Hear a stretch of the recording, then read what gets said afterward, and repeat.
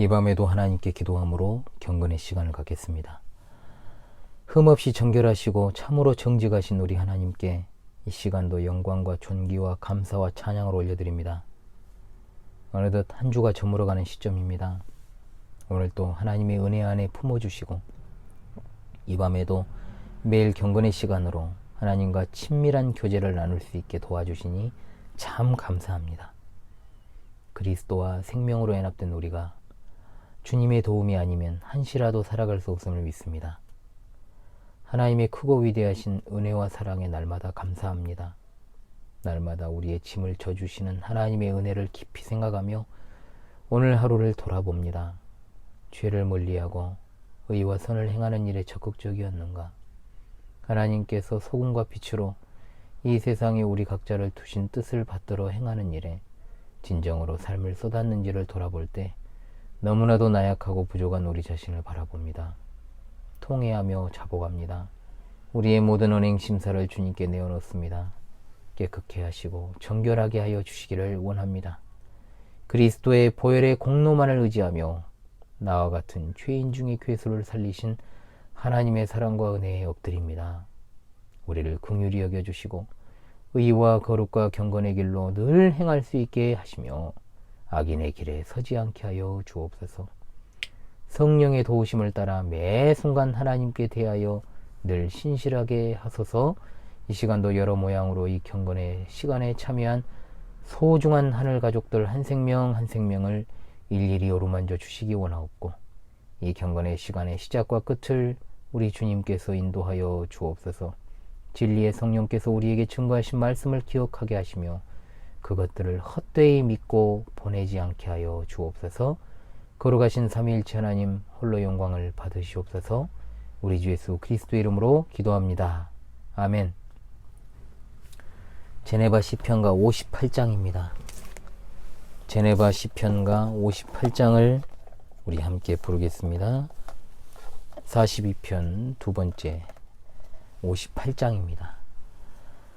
하나님 나의 영혼이 낭망함이 되므로 요단 땅 헤르몬 산과 미살산 서주기여 주 폭포 소리이네 바다가 서로 불러 주님의 파도 물결이 나로 몰하도소이다.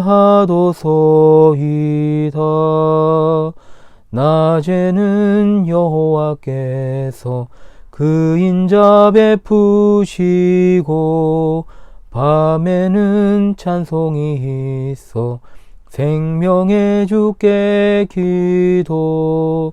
내 반석 하나님께 말하리 왜 잊었나 나 어찌 원수 압제로 슬프게 다니나이까. 내 뼈를 찌른 칼같이 내 대적 날 비방해. 하나님 어딨냐 말해 하나님 어딨냐 해. 내 영혼 낭망하며 어찌해 불안하뇨. 주님께 소망을 두라. 하나님 나 찬송하리. 아멘. 하나님 말씀 보겠습니다. 하나님 말씀은 사도행전 9장 32절로 35절까지 말씀입니다. 사도행전 32장 9장 32절로 35절입니다. 9장 32절로 35절의 말씀을 제가 낭독합니다. 그때 베드로가 사방으로 두루 다니다가 루다에 사는 성도들에게도 내려갔더니 거기서 애니아라 하는 사람을 만나매 그는 중풍병으로 침상에 누운 지 8회라. 베드로가 이르되 애니아야 예수 그리스도께서 너를 낫게 하시니 일어나 내 자리를 정돈하라 한데 곧 일어나니 루다와 사론에 사는 사람들이 다 그를 보고 주께로 돌아오니라. 아멘. 앞서 우리가 사울의 놀라운 회심을 보았습니다. 그리고 누가는 다시금 베드로의 사역과 그리고 여기서 그의 기적에 관한 기사에 초점을 맞춥니다. 여기에는 중요한 등장인물 세 사람이 있는데 한 명은 중풍병자 애니아입니다. 우리가 알다시피 누가는 직업이 의사입니다.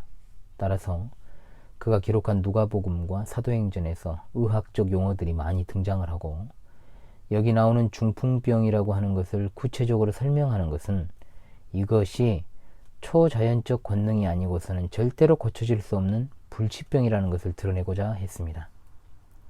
그리고 두 번째 등장인물은 이제 다음 시간에 보겠습니다만 욥바에 참으로 선행과 구제하는 일이 많았던 주의 일꾼 다비다 또는 도르가라 불리는 그 일꾼이 죽었다가 다시 살아난 일입니다. 죽었다가 생명을 회복한 도르가의 사건으로 인해서 욥바에 있던 많은 사람들이 그리스도를 믿는 귀한 역사가 일어났습니다. 그리고 세 번째 인물은 시몬이라 하는 무두장입니다. 성경에 아무 의미 없이 기록된 구절이 없을진데 여기 한 절 등장하는 무두장이 시몬의 기사가 주는 의미는 매우 큽니다. 무두장이는 짐승의 껍질에서 가죽을 만들어내는 사람인데 유대 율법에 의하면 그는 매우 부정한 일을 하는 사람입니다. 부정한 사람이죠. 그러나 베드로는 이 무두장의 집에서 여러 날 동안 머물렀다 했습니다. 참으로 이것은 이방인들을 향한 하나님의 은혜의 손길을 비춰주는 대목입니다. 예루살렘 교회의 실질적인 지도자인 베드로는 8장 25절에서 사마리아 성에서 복음 전도의 일을 수행하던 빌립의 일을 도왔던 사실 이후에 여기 다시 등장을 합니다. 사실 사울이 회심한 사건은 예루살렘 교회에 많은 변혁을 가져다 주었을 것으로 보입니다. 거기에 편승하여 예루살렘에 있던 베드로는 예루살렘 바깥으로 순회 사역을 시작하면서 이스라엘 각 지역에 흩어져 있던 신자들에게 힘을 주고 격려하고자 했습니다. 32절의 룻다는 예루살렘 서쪽으로 40km 떨어진 곳입니다. 주로 이방인들이 대부분을 이루고 있던 공동체이며 큰 도시였고 이집트와 수리아를 연결하는 통로였으며 이후 베드로가 가게 되는 욥바와 예루살렘을 이어주는 상업의 중심지였습니다. 성경에서 베드로가 사도들의 핵심이었음은 분명합니다. 그렇다면 성경의 다른 사도들은 등장하지 않기 때문에 그들은 아무 일도 하지 않았을까요? 로마교는 베드로를 세상의 지도자라고 말하고 로마의 감독이 베드로의 후계자라는 터무니없는 주장을 펼치지만 높은 보좌, 즉 바티칸에 앉아서 군림하는 자일 뿐입니다. 무슨 교황을 보면서 예수 그리스도의 영광을 보게 됩니까? 교황이 어떤 특정 국가를 방문할 때 땅에다가 입을 맞추는 의식을 합니다. 그 의미는 다른 게 아니고 이 땅도 내 땅이다 라는 의미고 자신은 지상의 하나님이라고 스스로 인증하는 것입니다. 얼마나 이 가증스러운 모습인지 모릅니다. 사악한 로마 교회의 교황이 우리나라를 방문했습니다. 공교롭게도 2014년 5월 22일 개신교 9개 교단과 로마 가톨릭이 일치하기로 하고 협의회를 출범시킨 날이었습니다. 대배도의 시작이었습니다. 2013년에 있었던 WCC 부산 총회는 하나의 서막에 불과했습니다. 교황이 우리나라를 방문한 이후에 더욱더 배도와 불신앙의 물결이 대한민국에 불어닥쳤으며 주의 진리를 수호하는 교회들은 겨울을 맞이하였습니다. 33절에서 34절에 8년을 중풍병으로 병상에 누워있다 기적적인 치유를 받은 애니아는 이곳 외에 다른 곳에 등장하지 않습니다. 거기서라는 말은 신자들의 공동체입니다. 루타 교회라고 보시면 됩니다. 루타 교회의 신자 가운데 애니아라는 중풍병자가 있었다는 것이죠. 늘상 말씀을 드립니다만 베드로의 이 치유 사역은 실상 예수 그리스도께서 하신 것이고 그 진리를 확증하기 위한 수단이었음을 명심합시다. 성경이 완성된 지금은 하나님께서 이적이나 기적을 통해 복음을 확장하는 일이 종료되었음을 우리는 반드시 분별해야 할 것입니다. 34절에 베드로가 예수 그리스도께서 너를 낫게 하시니라고 하지 않습니까? 그러므로 예수님이 직접 행하신 사역은 실패가 없습니다. 애니아는 그의 자리에 누워있을 필요가 없었고 그는 일어나 자리를 들어 집으로 가게 되었습니다. 35절에 룻다와 사론에 사는 사람들이 다 그를 보고 주께로 돌아오니라고 했습니다. 여기서의 이 기적은 그 자체로 끝난 것이 아니라 복음의 진리를 확증하는 증표가 되었습니다. 만약에 어떤 기적이 기적 자체로 끝난다면 그것은 잘못된 것이요. 그러한 기적은 그 기적을 행한 인간에게 초점이 맞춰지기 때문에 마땅히 기적을 통해 예수 그리스도께로 향하지 못하게 하는 기적은 성령의 역사가 아니라고 단언할 수 있습니다. 그렇습니다. 우리 주 예수 그리스도는 오늘날에도 여전히 살아계신 우리의 구주이십니다. 8년이나 중풍병으로 누워있던 애니아를 고쳐주신 그리스도께서는 어제나 오늘이나 영원토록 동일하십니다. 육신의 건강이나 물질적인 복보다 중요한 것은 우리의 영혼이 영원한 지옥 형벌로부터 구원받는 것입니다. 이 세상에 그 무엇을 그것에 비교할 수 있겠습니까? 우리를 지옥에서 건지신 사랑과 능력의 주님은 우리의 지상 생활에서도 우리의 필요를 채워주십니다. 우리가 저 천국에 이를 때까지 모든 것이 합력하여 우리에게 유익이 되게 섭리하시는 하나님이십니다. 오늘날의 기적은 눈에 보여지는 것보다 믿지 않던 자가 믿게 되는 놀라운 중생의 기적이야말로 진짜 기적인 줄로 압니다. 오로지 하나님의 말씀을 바르게 전파함으로 죄인이 예수 그리스도를 찾는 놀라운 기적의 역사를 목도하기를 간절히 소망합니다. 기도합니다. 오늘 하루도 우리와 변함없이 동행하여 주시고 우리의 모든 출입을 지켜주신 하나님, 예수 그리스도는 어제나 오늘이나 동일하신 우리의 구주이신 줄로 압니다.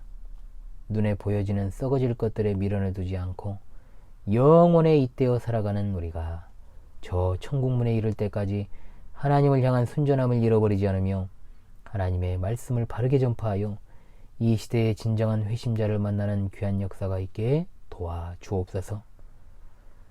오늘 하루가 이렇게 마무리되고 또한 잠자리에 들고자 합니다. 하나님과 함께하지 않는 삶에는 결코 평안이 없는 줄로 압니다. 하나님의 말씀의 인도함을 받지 못하면 우리의 갈 길을 전혀 알 수 없습니다. 의의 길로 행하는 자들의 길이 형통하게 될 줄로 믿습니다. 한 주가 마무리되어가는 시점에 혹여 사람들과 반목하고 화목하지 못한 상태에서 하루를 보내지 않게 하여 주시고 차분하고 즐거운 마음으로 늘 잠자리에 들 수 있게 인도해 주시기를 원합니다. 여러 삶의 정황 가운데 힘들어하며 피곤하여 지친 성도들에게 힘을 주시고 능력을 주시며 늘 성령으로 충만케 하여 주시고 매일 밤 평안한 쉼을 통해 잠자리에 드는 순간마다 늘 하나님의 은혜에 자신을 맡기고 살아계신 하나님의 보호 아래 사는 것을 인생의 가장 큰 기쁨과 위로로 받아 누리게 하여 주옵소서. 매일 밤 경건의 시간에 함께하는 소중한 우리 하늘 가족들이 있습니다. 주여 돌보시고 어루만지시며 삶에 필요한 것들을 적재적소에 공급하시어서 하나님의 영광을 위한 삶을 살아가고 하늘을 우러러 볼 수 있는 굳건한 믿음을 주시옵소서. 모든 근심과 염려를 주께 맡깁니다. 잘 때나 깰 때나 늘 소망이 되시는 우리 주 예수 그리스도의 이름으로 기도합니다. 아멘.